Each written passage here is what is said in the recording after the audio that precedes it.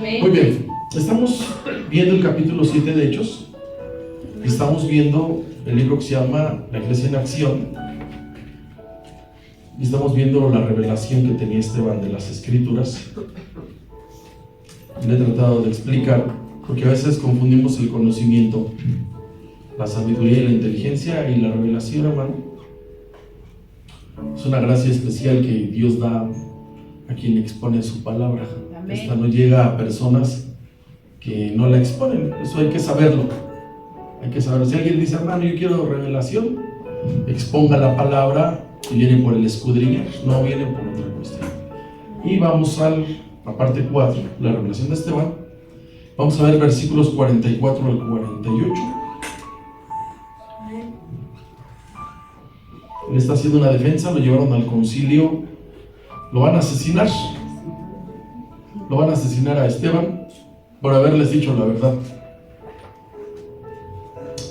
Y está hablando porque viene conectando a los siervos que entendieron de qué se trataba. Y vamos a versículo 44, esto me así con el 45 hasta el 48. Dice: tuvieron nuestros padres el tabernáculo del testimonio en el desierto, como había ordenado Dios cuando dijo a Moisés que lo hiciese, conforme al modelo que había visto. Siguiente, por favor. El cual recibió a su vez por nuestros padres, lo introdujeron con Josué a tomar posesión de la tierra de los gentiles, a los cuales Dios arrojó de la presencia de nuestros padres hasta los días de David. Este halló gracia delante de Dios y pidió proveer tabernáculo para el Dios de Jacob. 47. Mas Salomón le dedicó las casas. Y si bien el Altísimo no habita en templos hechos de mano, como dice el profeta. Bien, quiero entender, hermano. Bueno, yo he disfrutado este pasaje. No es fácil encontrar en dónde quería llegar Esteban, porque está largo. O sea, él no traía un abogado, él se defiende con las escrituras diciéndoles en dónde estaba la falla. Bien, vamos a ver hoy en esta noche la conexión que hay de Josué, el siervo de Moisés, a David. Y vamos a ver cómo no hay una conexión con los jueces. El libro de Jueces, que están ahí 13, fueron 400 años. ¿Y qué creen, hermano? Pasaron de noche. Ese periodo de esos 400 años, a los jueces pasó algo muy triste, que no se ve que practicaran de la ley. Algunos hacían lo que se les daba la gana, hermano. Ahorita vamos a ver eso. Entonces, si ellos no practicaban la ley, si no la escudriñaban, si no la buscaban, menos iban a encontrar el tiempo de gracia que iba a traer el Mesías. Entonces vamos a ver ese lapso, porque es del oscurantismo de la fe. Que vimos el domingo, ya terminamos de ver a Moisés, cómo tuvo algunos episodios interesantes. Les decía que él desarrolla el decálogo y coloca la ley de Moisés, que tenemos aquí en la Biblia, 613 leyes que reformaron a los hebreos, que venía de una nación corrompida, de Egipto. Y les decía, hermano, que los egipcios se enredaban con quien les gustara, y a veces quedaba todo entre familia. Yo les decía que cuando tú estás en provincia, hermano, cuando estás en un pueblo, o un pueblito, para que no se escuche despectivo, cuando tú estás en un pueblito, espero que no escuche mal, una ranchería, un municipio, es que es la verdad, un lugar pequeño, todo está en 2 o en 3 apellidos, así, y entonces acaban enredándose primos con primos. Eso pasa en esos lugares. Ya en ciudades ya no, pero en pueblitos usted va y solamente hay quiénes son los portentados, y ya dicen quiénes son los machuchones de ahí. Les mencioné el caso de Moisés, que venía de incesto familiar, que venía la tía con el sobrino, y posiblemente de ahí vienen las dificultades que tenía al hablar. Vimos un episodio de la idolatría de los hebreos. Cuando Moisés sube la primera vez al monte, el pueblo en 40 días se corrompe. Y nos quedamos viendo la bendición de tener el culto revelado, que fue lo que Dios le mostró a Moisés, que hiciera el tabernáculo un centro de adoración que funcionaba en el desierto. No había una dirección, no podían levantar un lugar porque Dios los traía dando vueltas, entonces lo armaban y lo desarmaban. Y ya sabe que Dios se la sabe. Amén. Entonces vamos a ver algo importante que hace Moisés. Esteban conecta de Moisés a Josué. Ahí no hubo la cuestión de que se perdiera la visión. De hecho, Dios de un inicio quería que Moisés, o la iglesia, yo llamo la iglesia de Moisés y la iglesia de Josué, la iglesia de Moisés o la generación de Moisés pasara a la tierra prometida. Pero como no les alcanzó la fe, Dios tiene que esperar a la otra generación, y es Josué a quien le toca repartir la tierra por tribus. Entonces Josué fue fiel a su llamado. Vamos al capítulo 1 de Josué.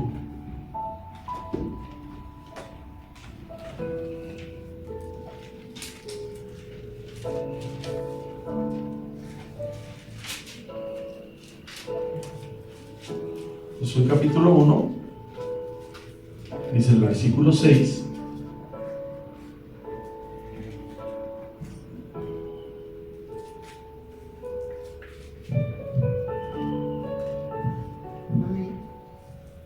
Dios le dice a Moisés: levántate. Se ve que estaba caído o deprimido, no es que estuviera acostadote. Y le dice que se levante, porque Moisés había muerto. Entonces yo quiero entender que pues para cubrir los zapatos de Moisés, o más bien los guaraches, estaba difícil. Y le da una orden, Dios le da una asignación específica. Esto es bueno saberlo, porque a veces dicen: hermano, ¿qué te toca hacer? Y quieren ser todólogos. No, hermano, con que descubras tu asignación, ahí das mucho fruto. Amén. Dice el 6: esfuérzate y sé valiente, porque tú, dice, repartirás a este pueblo por heredad. ¿Qué dice ahí? A ellos. Ahí está. Dios le está diciendo que a él le toca repartir la tierra. Y no era fácil, hermano. Creo que se llama cartografía el asunto. Cuando se trata de dividir territorios, usted puede ver el mapa y dice: ¿quién los dividió? ¿Alguien los dividió? Y trataron, hermano, esas personas, cuando dividieron los estados, tanto aquí como en Estados Unidos, que tuvieran climas, que tuvieran bosques, que tuvieran ríos. O sea, no era nada más de que vamos a echar un volado aquí, te gusta de aquí hasta donde ves, ese es tuyo. No era fácil repartir la tierra, se necesitaba inteligencia. Entonces Dios le promete a Abraham 700 años atrás que le van a dar un país. Josué apenas le están dando las indicaciones que va a ir, hermano, a cruzar del otro lado del río, que no era fácil cruzar, había que echar a una nación, a varios pueblos que estaban ahí, y tenía que repartir la tierra. Era un trabajo bastante analítico, y lo hizo así. Pero quiero resaltar algo, que Josué trabajaba bien con el sacerdote Eleazar. Y aquí hay un contubernio de los buenos, que trabajara el liderazgo, la milicia, con el sacerdote, porque eso iba a traer equilibrio, cosa que no vamos a ver con los jueces, que nada más trabajaba el líder sin el sacerdocio. Entonces esa conexión profeta, sacerdote o líder de milicia era buena, hermano, el modelo de Dios. Cuando estudiamos el Antiguo Testamento, tenemos que ver cuál era el modelo de Dios, y el modelo de Dios era con sacerdotes y con profetas. Cuando instituye el culto hay sacerdotes, y luego Dios tenía el ministerio profético. Ese era el modelo de Dios. Por eso cuando va el pueblo con Samuel y le dice que le pongan al rey, Samuel no sabe qué hacer, y Samuel se entristece, y Dios le dice: no te han desechado a ti, dice, sino a mí es a quien han desechado, porque no quieren que reine. O sea, el rey era Dios, pero querían ver a alguien ahí. Entonces, hermano, aquí hay algo importante que debemos nosotros tener esto en cuenta, que aquí en la iglesia, hermano, en el reino, debemos someternos unos a otros. Todos nos debemos dar cuentas unos a otros, todos. Yo tengo que darles cuentas en dónde estoy, o por qué no estoy, o lo que pasa. Tengo que decirlo, hermano, en qué se ocupa su dinero. Tengo que decirlo si hay una familia que se retira, o como en este caso ahorita, que tengo que pedir que si lo puedo decir al frente, porque si me dicen que no, hermano, me quedo callado. Pero hay que darnos cuentas. Entonces Josué trabajaba muy bien con el sacerdote Eleazar, y Eleazar era hijo del sacerdote Aarón. Vamos a Josué capítulo 14.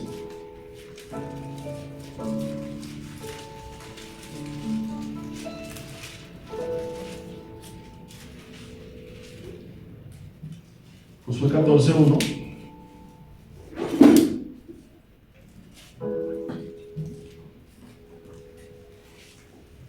Misión, asignación de Josué era repartir la tierra, y Josué hizo buen equipo con Eleazar el sacerdote. Dice así: esto pues es lo que los hijos de Israel tomaron por heredad en la tierra de Canaán, los cuales repartieron. ¿Quién dice ahí, hermano? El sacerdote Eleazar Y Josué, hijo de Nun.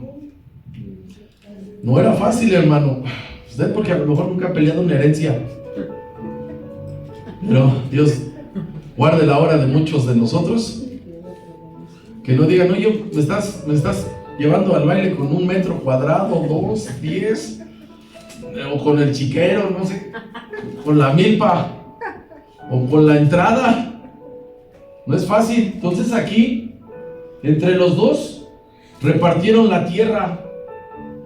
De esto pues es lo que los hijos de Israel tomaron por heredad de la tierra de Canaán, lo cual les repartieron el sacerdote Eleazar y Josué, hijo de Nun, y los cabezas de los padres de las tribus de los hijos de ¿qué, hermano? Israel. Mandaron traer a los meros de cada tribu y les repartieron. Y había, hermano, ciertas inconformidades. Así pasa. Brincamos al capítulo 17 de ahí, ¿ya? Esteban está mencionando la conexión de Moisés a Josué, porque a veces nada más vemos los carambazos, los trancazos, las peleas, las victorias, hermano, y no, había otras situaciones a arreglar. Dice 17:4 de Josué: aquí vinieron las hijas de una persona que no había procreado varones y estaban haciendo a un lado a las mujeres. Por eso dice así: las hijas de Zelofehad, estas vinieron delante del sacerdote Eleazar. ¿Y de qué, hermano? Vinieron a reclamar tierra, y de los príncipes, y dijeron: Jehová mandó a Moisés que nos diese heredad entre nuestros hermanos, y él les dio heredad entre los hermanos, el padre de ellas, conforme al dicho de quién. Unas mujeres se juntaron y dijeron: vamos a reclamar. Esperemos que eso no pase el 8 de marzo. Creo que va a caer en sábado, ¿verdad? Bueno, estas mujeres fueron a pedir su territorio y se los dieron, hermano, porque Dios es bueno, hermano. Amén. Dios no hace excepción de personas.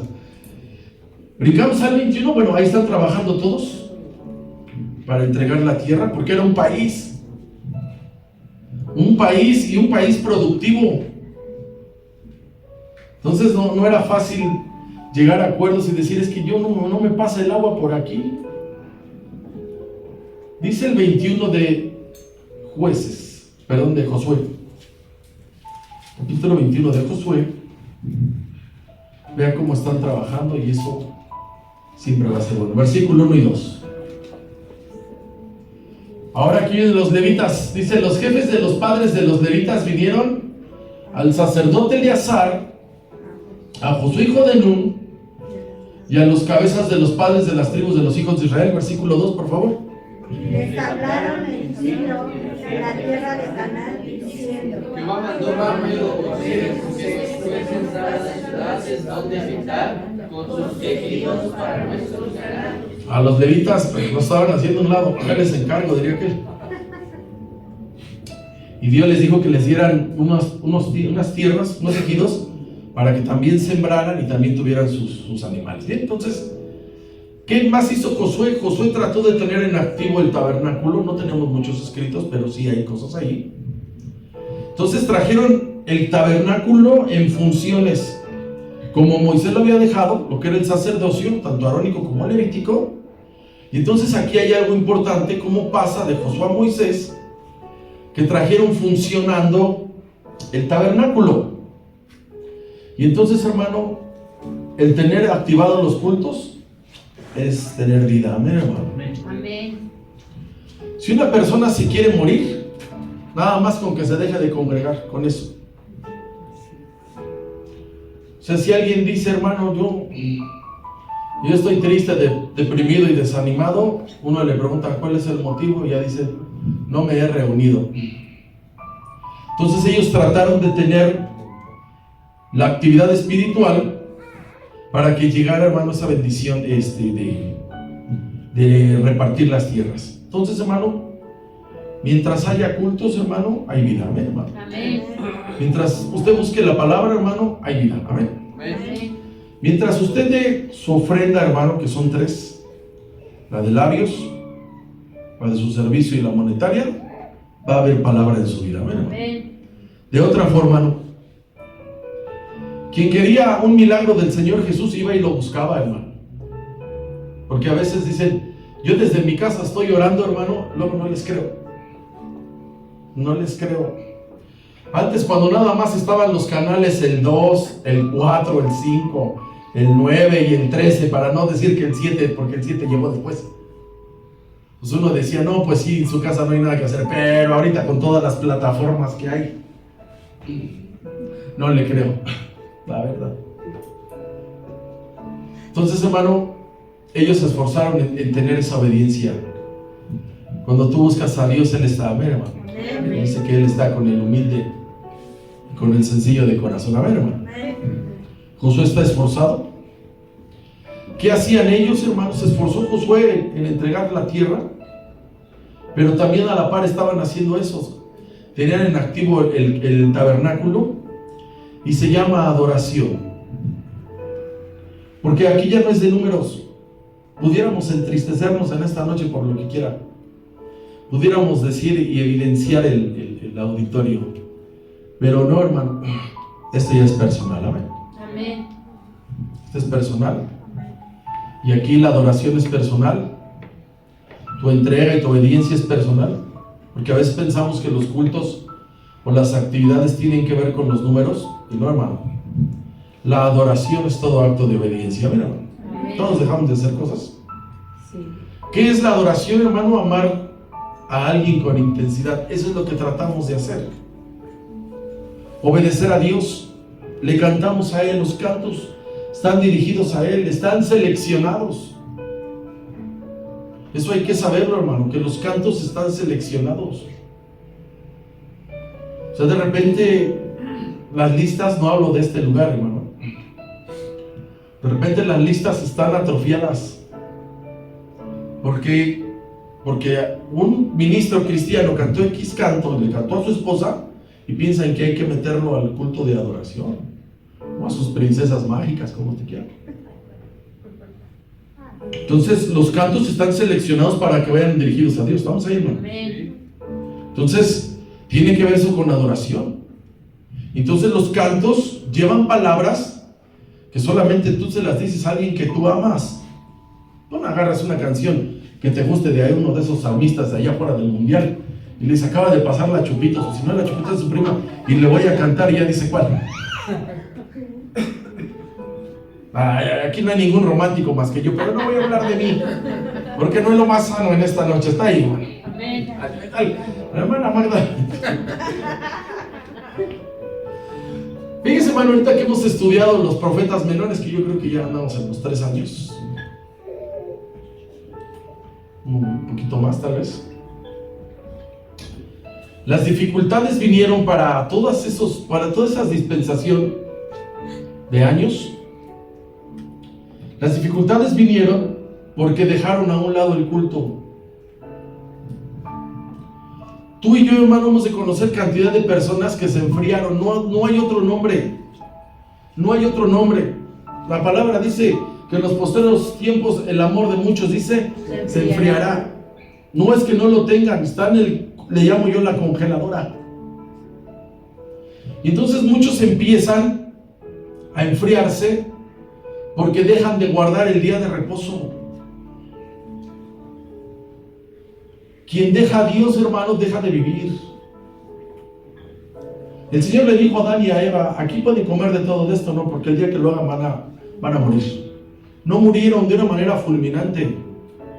Los sacaron del huerto especial. Quien se aleja, hermano, de los caminos de Dios no puede estar bien, deja de vivir. Le voy a dar un ejemplo, hermano. del profeta Jeremías. Vamos al capítulo 17. Porque posiblemente, ¿verdad?, algunos en momentos complicados, cuando es el cambio de valle, estás en el valle normal donde te llevó el Señor a pastar y estás bien ahí, está el vallecito está verde, pero luego cambias de valle y te vas al valle del desempleo, y luego te cambias al valle de la enfermedad, o como hoy, hermano, que hay una pérdida de alguien especial. Tiene que ser momentáneo el pasar por el valle de sombra y de muerte. ¿Estamos ahí, hermano? Sí, amén. Entonces, luego tú estás bien, estás fortalecido, pero tú cometes un error. Y tu error es enfriarte, porque luego buscamos culpables. Luego buscamos que no me hablaron, no me visitaron, que no me dijeron, que no me invitaron, que... Entonces aquí en Jeremías 17, vamos ahí, versículos 19 en adelante, Dios manda a predicar a Jeremías. No lo mandó al templo, lo mandó a las puertas, las 12 puertas. Iba a cada puerta a predicar y a dar esta palabra, porque Israel y principalmente la ciudad de Jerusalén siempre ha sido una ciudad altamente turística y comercial. Determinadas fechas hay millones de gente y traen dólares. Unos podrían decir amén. No hasta descompusieron el salmo: alzaré mis ojos a los montes, ¿de dónde vendrán mis dólares?, dice. Alzaré mis ojos hacia el norte, perdón. Ya está ahí, Jeremías 17, versículo 19. Jeremías, hermano, está parado en las puertas, Este era el mensaje. Así me ha dicho Jehová: ve y ponte ¿a dónde? A la puerta de los hijos del pueblo. Nada, al templo no fue, ni al patio, por la cual entran y salen los reyes de Judá, y ponte, ¿cómo dice, hermano? Todas las puertas. Y me predicaba una y me predicaba la otra. Lea el 20, por favor. Oí la palabra de Jehová, reyes de Judá, y todo Judá y todos los moradores de Jerusalén, que traes a estas mesas. ¿Para quién era? Para todos los que estaban ahí, dice el 21.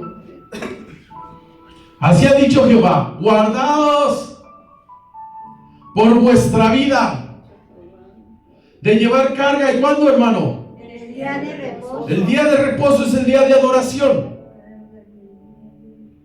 Y de meterla por las puertas de Jerusalén. O sea, que no estén vendiendo, comprando y vendiendo ese día, el día de reposo, porque es el día que Dios eligió para que se le adorara a Él. Amén. Lea 22, por favor.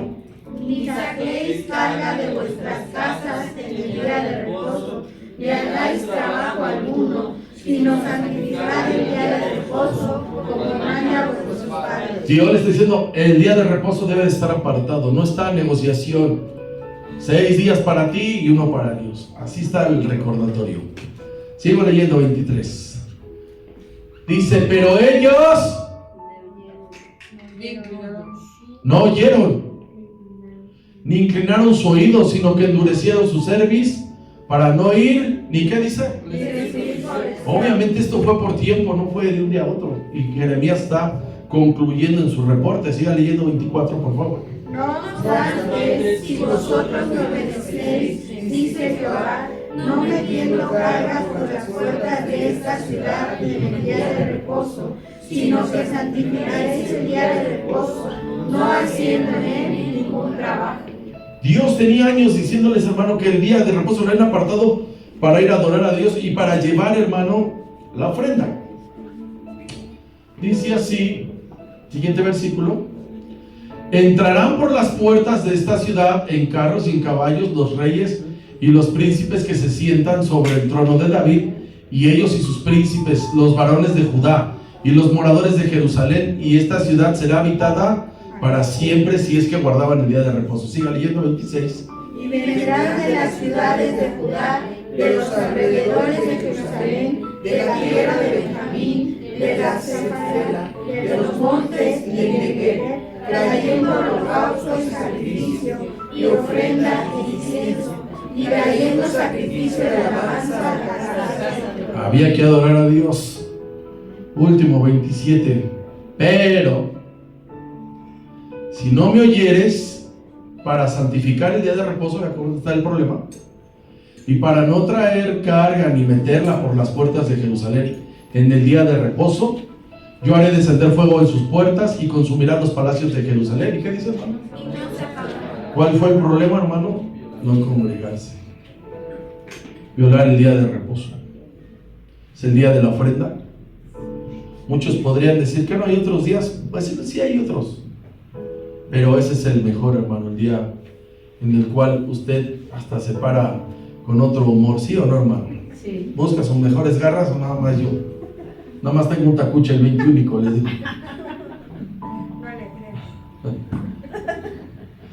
Por eso fracasaron los hebreos.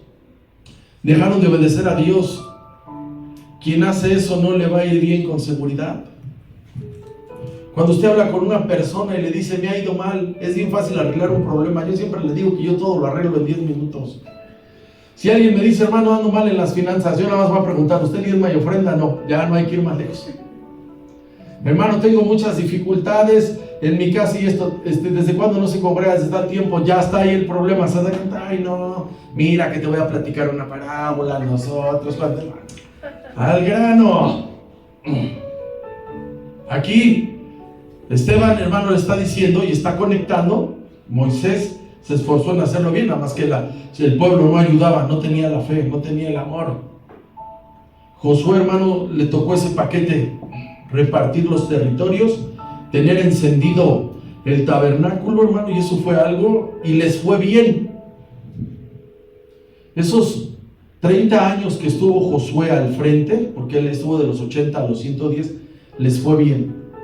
Pero nada más él se murió y vino la tragedia. Volvemos al capítulo 7 de Hechos.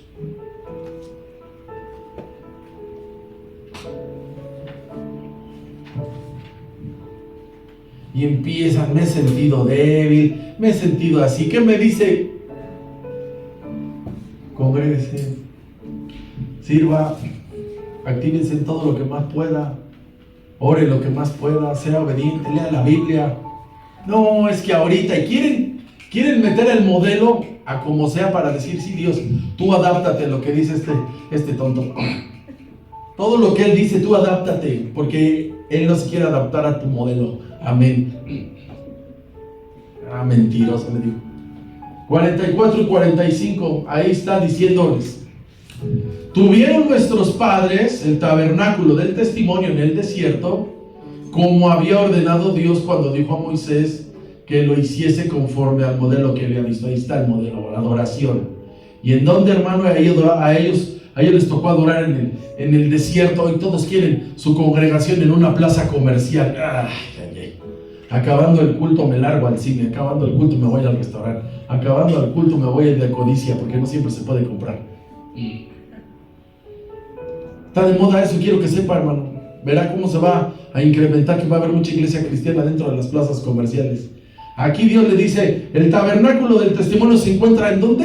En el desierto. Gloria a Dios. ¿Por qué cree que luego estamos en prueba? 45, por favor. Lo introdujeron con Josué a tomar posesión de la tierra de los filisteos, a los cuales Dios arrojó de la presencia de nuestros padres hasta los días de David. Y aquí está la otra conexión. Aquí está la otra conexión de Josué a David. Fíjese, hermano, le voy a señalar: el tiempo de los jueces es sobre 400 años. De Josué a David hay una etapa bien triste y son sobre 500 años. O sea, no, todavía faltó, cuando termina Samuel, que es el último juez, todavía falta que sea rey Saúl, 40 años, y luego llega David. Y sabe, hermano, que ninguno de los jueces, ninguno de los 13 jueces, o 12, porque Samuel no era tan malo, los 12 jueces que están ahí, Dios nada más los usó para defender al pueblo. Todo bajo milicia, todo era pelear territorios, que no vinieran los madianitas. Con los filisteos siempre había bronca, así. Entonces, en ese tiempo de los jueces, no se veía inactivo el tabernáculo de reunión. Usted nada más ve pura guerra. y volvieron a hacer lo malo los hijos de Israel. Nada más ustedes, sí. Puro pleito. Puro, no hay que dejarse. Ninguno de los 13 jueces, voy a meter ahí a Samuel, parece el más rescatable. Ninguno entendió, hermano, hasta David. Eso es bien triste. Que usted ahorita, hermano, escuche que nuestro país no se levanta, hermano, que tiene 400 años, que no tenemos más que puros rateros en el gobierno. No va a decir que eso da gusto. Si usted algún día ha leído el libro de Jueces, no eran hablando lo que es ya espiritual, que ellos conocieran los caminos de Dios. Usted no puede decir este tenía esto. Ellos solamente, ¿sabe qué entendieron? Que había que defender al pueblo. No veían más allá de lo que Dios les pedía. Le voy a dar un ejemplo de un cabeza dura. Ora al aire y dice, si Dios le daba esa batalla, dijo, quien salga primero de mi casa, dice, lo voy a sacrificar. Yo creo que está esperando que saliera su suegra. Pero salió su hija. Se llama Jefté. Vamos a Jueces 11.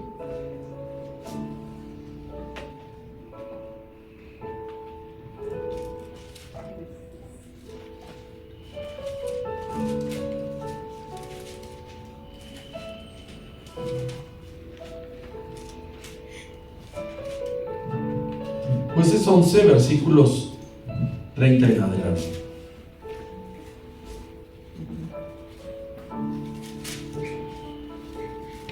Dice el versículo 30. Fíjese, hermano, vamos a ir despacio.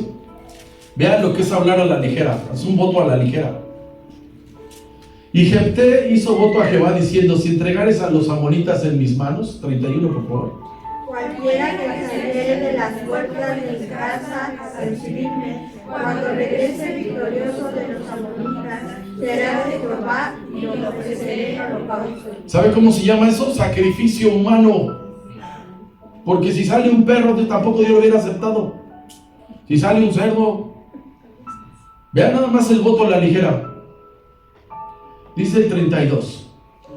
Y fue Jefté hacia los hijos de Amón para pelear contra ellos, ya por pleito, y Jehová los entregó en su mano. 33, por favor.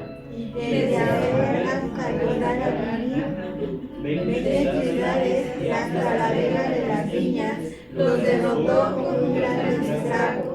Así fueron sometidos los amonitas con los hijos de Israel. Dios le dio la victoria. Él hace un voto al aire.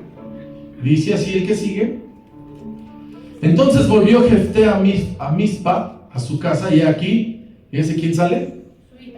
Salió su hija. Él había dicho que quien saliera a recibirlo lo iba a sacrificar. Que salía a recibirle con panderos y danzas. Y ella era como Sola. Tú tienes 4, 5, 6, no sé, una docena. Dices tú ya. Su única hija, ahí dice su hija única, no tenía de ella, ¿qué dice? 35, lea por favor. Cuando él la vio, rompió sus vestidos diciendo, ay, hija mía, en verdad me has abatido, y tú misma has venido a ser causa de mi dolor, porque le he dado palabra a Jehová y no podré retractarme. Pregunto, ¿Dios acepta sacrificios humanos? O sea, no para que vea qué nivel estaban los jueces. Ella entonces, mire, vea a la hija, si el papá no traía doctrina o revelación, no era la hija lo que dice. Entonces ella le respondió, Padre mío, si has dado palabra a Jehová, haz de mí conforme a lo que prometiste, ya que Jehová ha hecho venganza a tus enemigos, los hijos de Amón. 36, 37. Y volvió a decir a su padre, concédeme esto, déjame por 2 meses que vaya y descienda por los montes y llore en mi virginidad y llore en mis compañeras. ¿De dónde saca esto? Es mi pregunta. ¿De dónde? ¿De dónde saca eso la muchacha? Bueno, quiero entender que era muchacha. Él entonces dijo, vea cómo todos están, pero lejos. Y la dejó por 2 meses y ella fue con sus compañeras y lloró su virginidad por los montes. ¿En dónde dice en la Biblia eso, hermano? ¿En dónde? 39. Pasados los 2 meses volvió a su padre, quien hizo de ella conforme al voto que había hecho, y ella nunca conoció varón. ¿Dónde está Dios? ¿Dónde está donde dice la palabra? Leo el último 40. Y se hizo costumbre, fíjese, aquí está el problema. Y se hizo costumbre en Israel que año en año, fíjese cómo hicieron, cómo metieron una, ¿cómo le llamo yo? Una mala tradición, que fueran las doncellas de Israel a endechar a la hija de Jefté Galadita. ¿Cuánto? 4 días al año. ¿Se da cuenta, hermano, cómo estaban? Ya no quiero dar más al jefe. Por eso es que no los conecta Esteban a alguno de ellos, nada más conecta de Josué a David. Dios nunca pidió eso, hermano. Nunca pidió sacrificios humanos, porque eso lo hace el diablo. La cuestión de Abraham con Isaac era diferente. Cuando Dios le pide a Isaac, Dios lo hace pensar a Abraham, porque Abraham se había distraído con Isaac. Y lo puso el Señor, o él o yo, pero luego le veo ni le importa esa revelación. Ni le importa. Dios no acepta sacrificios humanos, nada más era una prueba para que él pensara quién era primero. Por eso, cuando vio la obediencia de Abraham, lo detuvieron. ¿Está ahí, hermano? Amén. Pero Dios no acepta sacrificios humanos. Y como hay otros. Está el tropiezo de Sansón. Se enamoró de una loca. Se llamaba Dalila, era filistea. ¿Lo traicionó o no lo traicionó? Sus padres le dijeron que a poco en el pueblo no hay mujeres. ¿Y sabe qué le importó? Al Jacob 3 pepinos le importó. Hay otro que se llama Ibsán. Procreó 70 hijos. Ahorita yo veo que 2 está bien difícil. En mi época me decían, hermana, tiene 3. Y entonces, hermanos, 70 hijos y les dio 70 ciudades. ¿A dónde está el proyecto de Dios? Usted se imagina todas las dificultades que es. Obviamente no fue con una mujer, ¿verdad? Voy a decir, ay, pobre mujer, vivía embarazada. Con lo que es, hermano, la atención que requiere 70 hijos, la manutención y 70 ciudades. ¿Usted cree que se iba a tener la capacidad de decir, Señor, aquí está mi vida y mi tiempo? ¿Se da cuenta cómo estaban chatos? ¿Está ahí, hermano? Que iban a entender lo que Dios quería cuando ya estaba ahí. Llegaba el otro que ya no tenía zapatos, con guaraches, que se le habían acabado las túnicas, que ya traía bien rotas las túnicas, porque pues no quiero decir traían choninos, que ya traían aire acondicionado.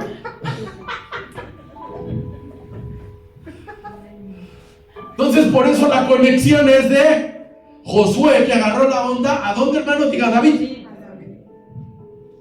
De los 13 jueces, el mejor fue Samuel. Por eso, hermano, cuando un siervo de Dios es de pocos hijos, hermano, se entiende.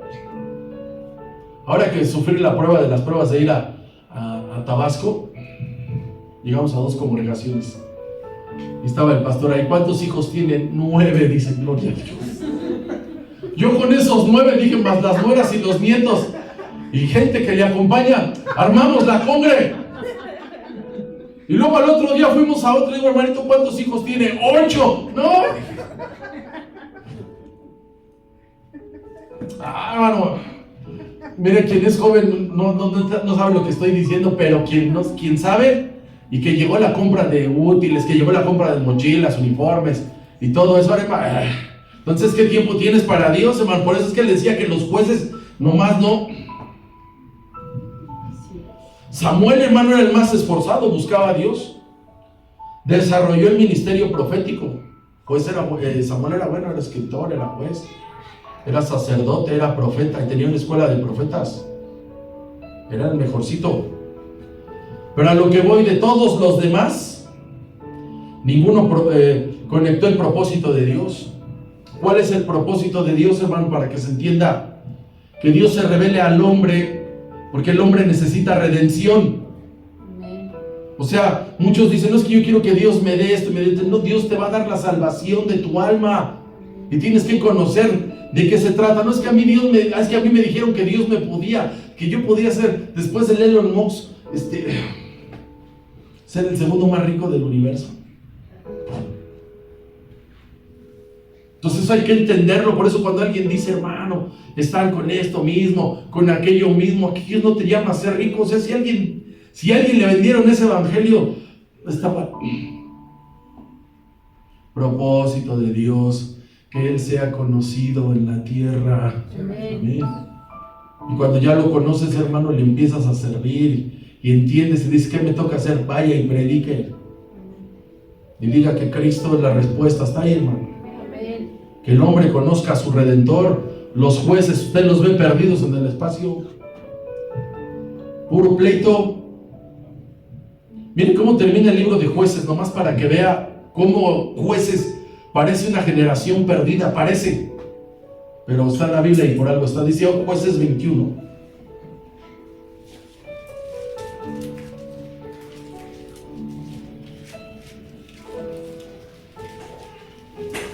Versículos 24 y 25. Mire cómo termina el libro. Entonces los hijos de Israel se fueron también de allí, cada uno a su tribu y a su familia, saliendo de allí cada uno ¿a dónde? No había propósito. Usted nada más imagínese que alguien diga, yo vivo para trabajar y trabajo para vivir. Claro que hasta hay un cancioncito ahí, yo trabajo para... Mire, más vale que nos la cotorriemos, hermano, porque cuando vengan las pruebas, hay personas así que son unas máquinas. ¿A poco ese es el propósito, hermano? 25, mire cómo dice. Lea, por favor. En estos días no había rey en Israel, cada uno hacía lo que bien le parecía. ¿Se da cuenta?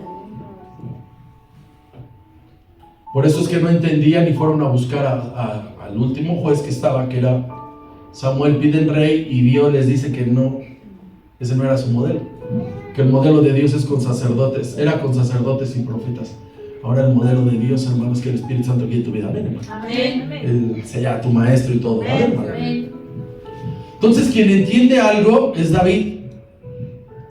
Pero ese David, hermano, ya es en la última parte de su vida. Porque David empezó muy joven a despuntar. Y ya después de los 50 años, después de lo que fue con la Betsabé, David siempre estaba en guerra. Y fue la última etapa de su vida, hermano. La de David no fue al principio, fue la última etapa que agarró la onda.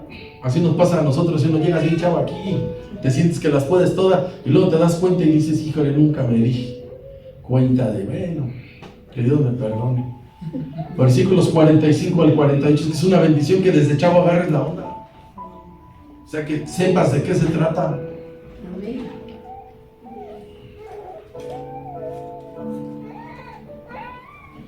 Habla aquí de David, dice el cual, recibido a su vez por nuestros padres, lo introdujeron con Josué para tomar posesión de la tierra de los gentiles, a los cuales Dios arrojó en presencia de nuestros padres hasta David. Aquí está la conexión, Josué a David. Lea 46, por favor. Este halló gracia delante de Dios y dio gloria al tabernáculo para el rey de Jacob. Este es David. Pidió proveer, ¿qué dice? Para el Dios de Jacob. Ahorita vamos a ver por qué David construye un tabernáculo. No el de Moisés, el de David se llama. Dice el 47, dice así. Mas Salomón le tocó, ¿qué dice? Pero ese Salomón apostató. Último 48, por favor. Si bien el Altísimo no habita en templos hechos a mano, como dice el profeta. Pero para allá no va la enseñanza. Entonces fíjese qué pasó. Nos vamos a quedar en el 46. Este halló gracia delante de Dios, habla de David, y pidió proveer el tabernáculo para el Dios de Jacob. ¿Qué pasó en David, hermano? Yo le voy a dar lo que yo entiendo, la revelación que hay. David se dio cuenta que el tabernáculo de Moisés le faltaba algo importante. En el tabernáculo de Moisés nada más llegaban y dejaban la ofrenda que era la que pedían. No se adoraba, o sea, llegaba alguien ahí a la entrada, entregaba su ofrenda, se sacrificaba y se acababa todo. El sacerdote oraba por él y se acababa todo. O sea, a lo más llegaban al patio. La ofrenda del tabernáculo de Moisés, si era la que profetizaba el Cordero Pascual, que es Cristo. Por eso cuando Juan el Bautista ve al Señor Jesús, dijo: ese es el Cordero de Dios que quita. Porque la ofrenda que llevaban en el tabernáculo de Moisés solamente les recordaba que eran pecadores. Era derramado el cordero, era derramada su sangre, y entonces les declaraba que eran pecadores. Entonces a David, hermano, se da cuenta que le faltaba algo al tabernáculo de Moisés. Se llama adoración. Tú puedes, hermano, ser una persona exitosa como tú lo quieras, en la vida, en los negocios, en los estudios, en donde quieras afuera. Pero llega un momento en que tú te sientes vacío y dices: algo me falta.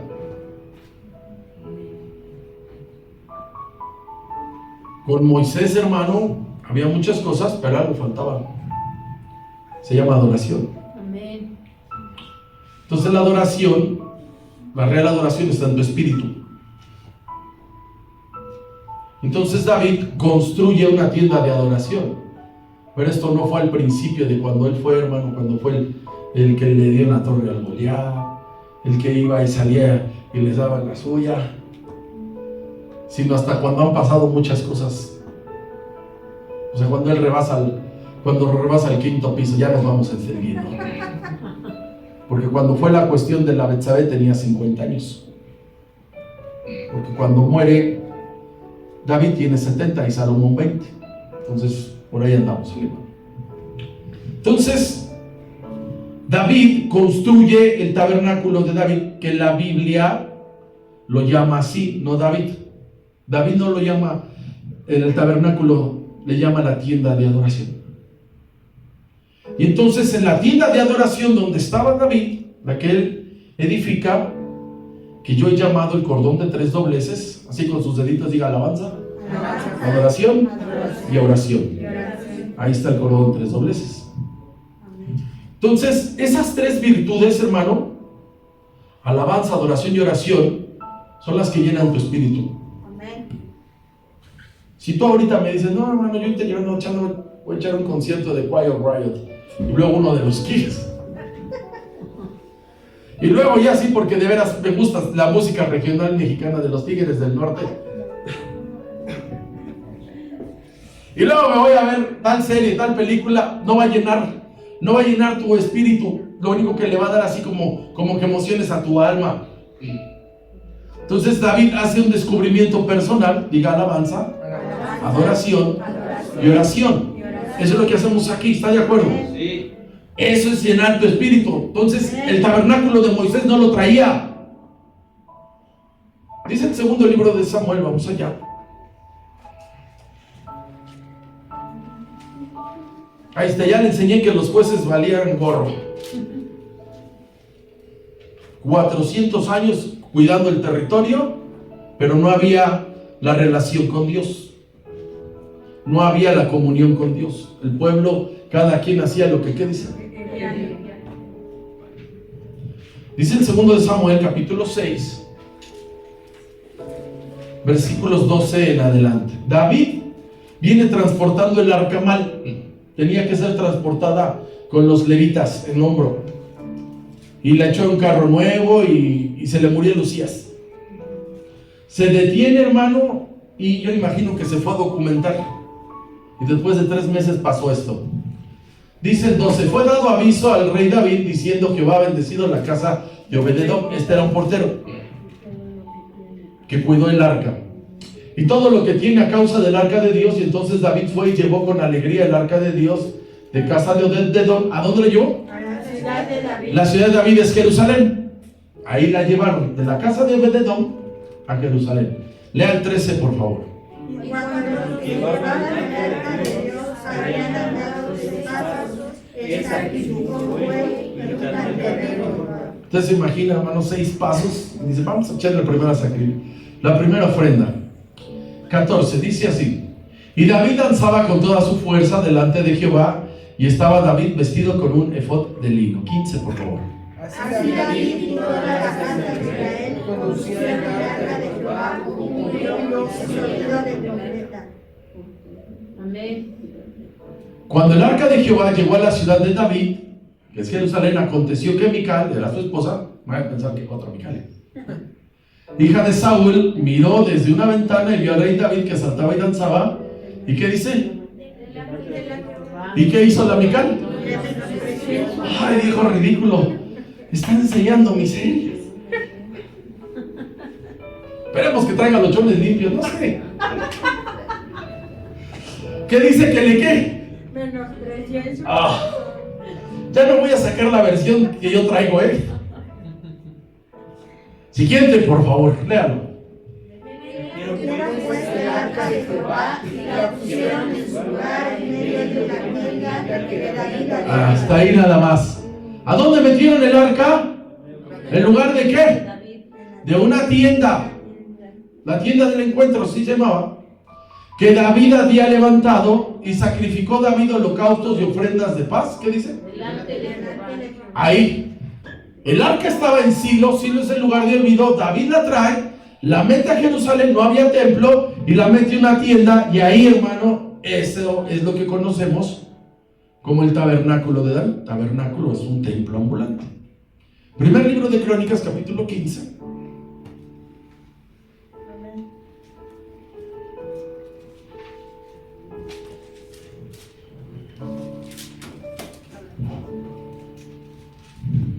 Primero de Crónicas 15, 1.